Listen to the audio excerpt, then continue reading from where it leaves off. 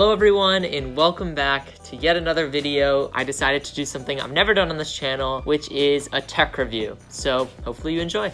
So for my tech review today, the device I'm going to be reviewing is this 2020 13-inch MacBook Pro.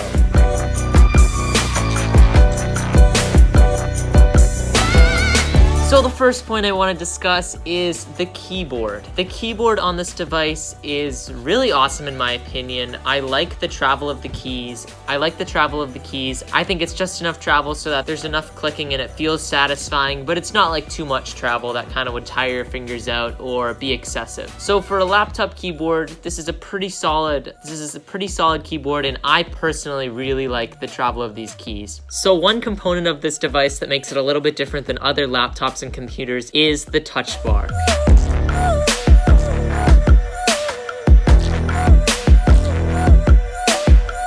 So basically the touch bar is kind of a little interface where you're able to switch through tabs, adjust the volume, adjust the brightness of your device, and overall it's kind of just like a little thin bar that replaces some of the keys on the keyboard. I honestly don't think this touch bar is very necessary. I don't find myself using this touch bar for anything super specific, and I honestly think if you just put the keys back, it would be fine. But it is a nice addition, and I do appreciate the craftsmanship of it.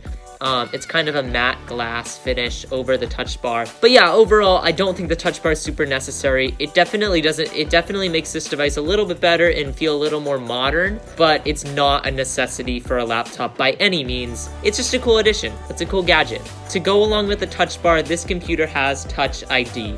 And I think Touch ID is such an awesome thing that Apple does across all their devices that still have fingerprint readers. And the fact that this computer has it really makes it much better. I really enjoy using this computer and just being able to click it to turn it on and not have to type in a password at all. And it makes it a lot easier to turn on really fast, which I really like. So now let's talk about the screen on this device. And honestly, I think the screen on this device is one of the best features. The screen is so clear.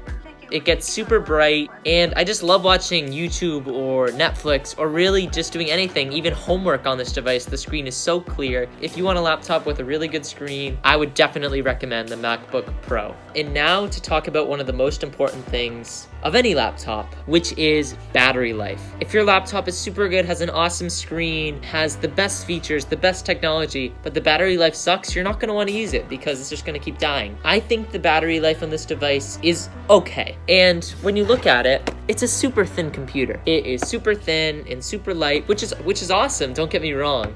This is a trade-off that it has to make, but because it's so thin and because it's so light, battery life is not amazing. During online school, when I'm on Zoom all day, if I unplug this, it's probably only gonna last like 3 or 4 hours. I think the battery is all right, but if this computer was a little bit bigger, I think the battery life could improve. The next thing I want to talk about is the speed of this computer. And this is where the Mac is really awesome. The processing speed of this device is amazing. This device is one of the fastest devices I've ever used by Apple and just in general. And I think what makes this device so awesome and such a staple for students and really anyone is just you don't have to wait for things to load. This computer is very fast and very reliable. So for speed, I give it a big thumbs up. Carrying around a laptop, the purpose of it is to be able to use it on the go. It's not like a desktop, which you can just set down and keep it in one spot.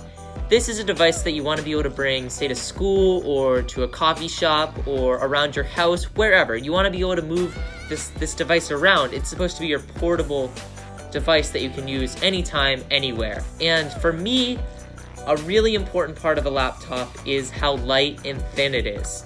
This laptop right here is, as you can see, super thin and it's super light. Like, I won't even feel this in my backpack. It packs a big punch in terms of quality with the keyboard and the screen and the touch bar and the Touch ID, but it also is light and portable, and I think that's where this computer has really worked out for me. I like bringing this computer around wherever I go, and because it's so light and because it's so portable while also providing all the features I need, it makes this computer so versatile. And now let's get into some of the drawbacks of this device that aren't so great. So when I'm using this device, I'm usually using it for school, and this year, because we're online, we've had to use Zoom a lot. And Zoom is an application that kind of uses a lot of battery. Because this computer is so thin, it gets very, very hot. I will have this laptop on my lap, it will burn. It will be very hot. I noticed that if I don't have it on a table where the air vents can properly flow, it tends to get very hot very fast, especially when I'm on applications that require a lot of energy, like Zoom. So that's just a little bit of a drawback. It's not a deal breaker by any means, but it is something to keep in mind. The computer does get very, very hot. And I'm up here for my final drawback, but the final drawback of this device is the price. This device was very expensive. It cost about $1,100 at the Apple Store. So that's not great. Obviously, you can get some student discounts, but the price is very expensive. And this is a very high quality device, but it would be nice if it was a little cheaper so it could be more affordable for students. So that concludes today's tech review. I don't really know how to do tech reviews, but that'll be fun to try. So hopefully you enjoyed the tech review, and I'm gonna try to do these once a week because I really like watching tech videos, so I wanna start trying to make some more. So yeah, come back for another tech review next week. Now I gotta actually use the MacBook for my homework.